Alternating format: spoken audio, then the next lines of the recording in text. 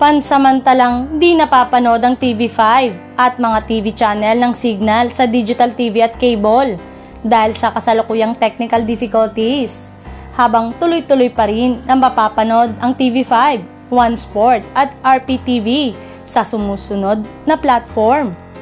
Say ng ilang netizen ay baka lalong maiiwan sa ratings ang Itbulaga. Tila gusto na yata patalsikin ng EB at ipalit ang Willie Show sa noontime show para ipantapat sa show ni Vice Ganda na It's Showtime.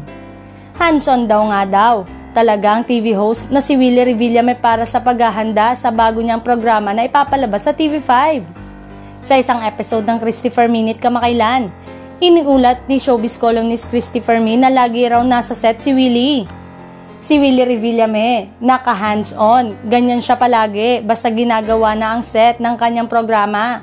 Nandun siya palagi sa Adni Christie.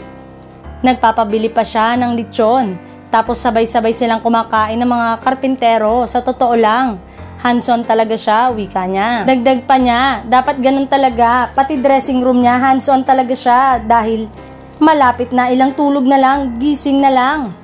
Matatandang kamakailan lang ay formal nang ipinakilala ang unang 3 Wing Girls na magiging co-host ni Willie sa kanyang pagbabalik telebisyon. Dagdag pa ng kolumnista, mukhang maraming netizen ang nagabang sa show ni Willie kaya naman hindi malabo na baka sa mga susunod na araw ay magpalit na ito ng time slot ng Itbulaga.